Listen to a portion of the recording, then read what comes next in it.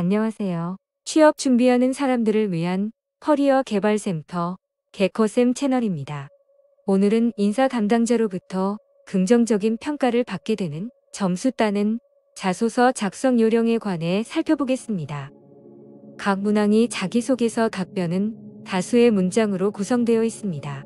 점수 따는 자소서를 완성하기 위해서는 각 문장이 어우러져 만들어내는 내용의 흐름은 일단 눈으로 하고 각 문장이 가점 효과가 있는지 아니면 감점 효과가 있는지 따져봐야 합니다.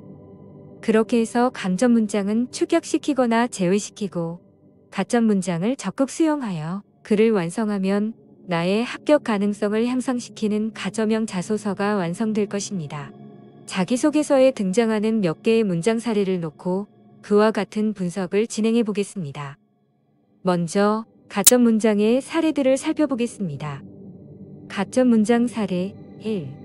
성장 과정. 전라남도 목포 인근 섬마을에서 전복을 양식하는 일밖에 모르시는 아버지와 헌신적인 어머니 밑에서 성장하며 성실과 희생의 미덕을 배웠습니다. 이 문장에 대한 검토 의견입니다.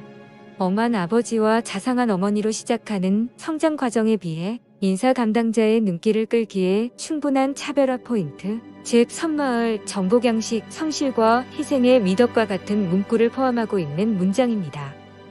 지원자가 그런 영향으로 어느 정도의 성실성과 희생 정신을 갖게 되었는지 구체적인 사례를 들어준다면 좋은 평가를 받을 수 있는 자기소개서가 완성될 것입니다. 가점 문장 사례 2. 성장 과정.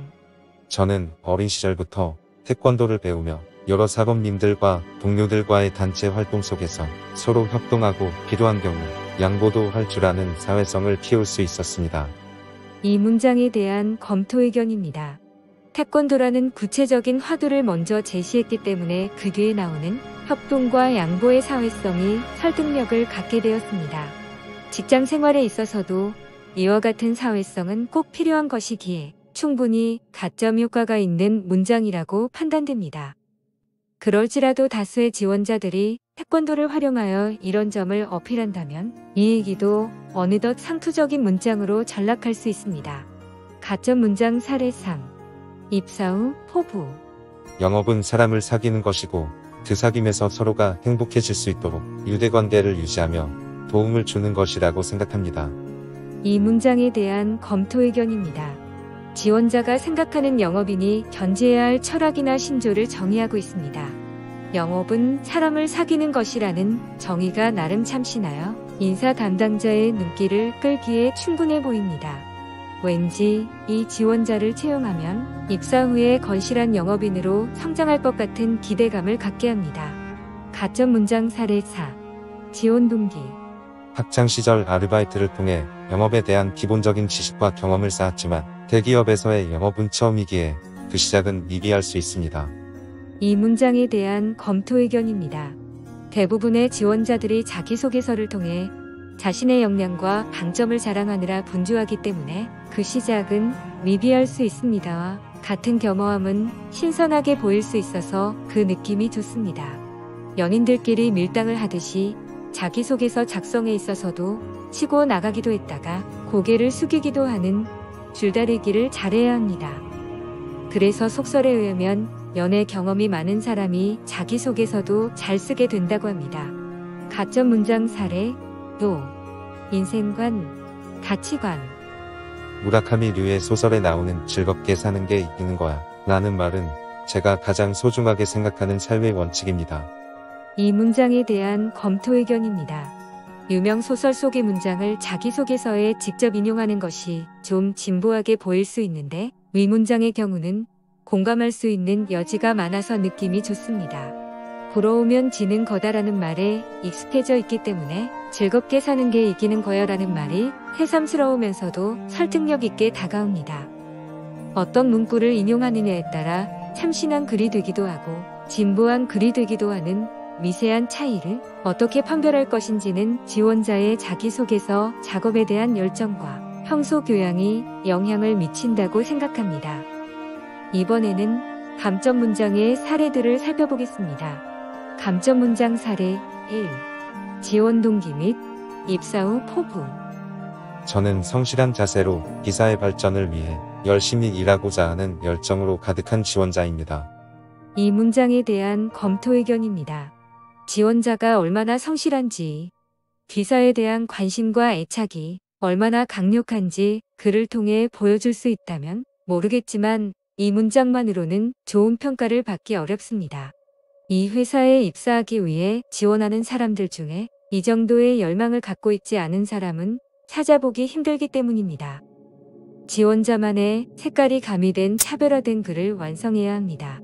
내가 왜 이 회사에 입사하고자 하는 관심과 열망을 갖게 되었는지 그 이유를 밝혀주어야 합니다. 그리고 귀사라는 말보다는 지원회사의 이름을 직접 써주는 것이 좋습니다. 감점 문장 사례 2. 학창시절 경험. 졸업을 앞두고 토익과 자격증을 따지 못해 아쉬움이 남지만 저의 다양한 과외활동 경험을 활용한다면 입사 후에 능력을 인정받는 엔지니어로 성장할 수 있을 것이라고 확신합니다. 이 문장에 대한 검토 의견입니다. 지원자 입장에서 토익과 자격증을 따지 못한 것이 계속 신경이 쓰였던 모양입니다. 하지만 이 부분은 자기소개서에서 굳이 언급할 필요가 있는 것인지 의문스럽습니다. 직접 문장에서 나왔던 겸허의 미덕과는 다른 점이 있기 때문입니다. 대부분의 취업준비생들이 기본 스펙인 것처럼 확보하여 제출하고 있는 것을 나는 못했다는 것인데 이는 겸허하게 보이기보다는 성실성이 떨어지는 것처럼 보이기 쉽습니다. 과거에 자신이 미비했던 점을 합리화하는 것처럼 보이는 해명을 자기소개서에 담는 것은 별로 추천하고 싶지 않습니다. 감점 문장 사례 3. 성격의 장단점. 때때로 제 열정이 너무 과하여 문제가 되는 경우도 있는데 이것 역시 평소 저의 사려 깊은 성격이 있기에 충분히 장점으로 전환시킬 수 있다고 생각합니다. 이 문장에 대한 검토 의견입니다. 본인의 사려 깊은 성격에 대해 자화자찬한 부분이 특이하게 보입니다. 인사 담당자가 이런 주장에 대해 어느 정도까지 인정해줄지 미지수입니다. 사려 깊은 성격을 글을 통해 입증하는 것이 쉽지는 않을 텐데요. 이런 경우는 어부의 선택을 달리해서 오해하는 방법을 찾아보는 것이 좋습니다. 예를 들어 사려 깊은 대신에 신중한이나 가까운 친구나 가족들의 충고를 적극적으로 수용하는 등의 문구를 선택하는 것이 좀 더 무난하게 보입니다. 감점 문장 사례 4. 지원 동기 및 입사 후 포부. 저에게는 이번의 지원 기회가 무엇보다도 소중하며 그동안 살면서 미처 경험하지 못했던 크나큰 희망입니다. 이 문장에 대한 검토 의견입니다. 지원회사에 대한 과도한 칭송이나 집착은 감점 요인으로 작용하기 쉽습니다. 인사 담당자 입장에서 볼 때 뽑아줄 회사가 많을 것 같은 지원자가 있고 우리 회사 밖에는 뽑아줄 회사가 없을 것 같은 지원자가 있다면 어느 지원자가 더 매력적으로 보일까요? 인간관계에 있어서도 상대방을 붙잡기 위해 너무 고개를 조아리고 집착하게 되면 상대방의 마음은 더 멀어지게 됩니다. 부담스럽기 때문이지요. 인사 담당자도 지원자가 우리 회사에 대해 너무 집착하는 것처럼 보이면 이 사람 뭔가 문제가 있는 사람인가 보네 라는 생각을 하며 부담감을 느끼게 됩니다. 지원회사에 대한 과도한 영합이나 집착은 별로 좋은 선택이 아닙니다.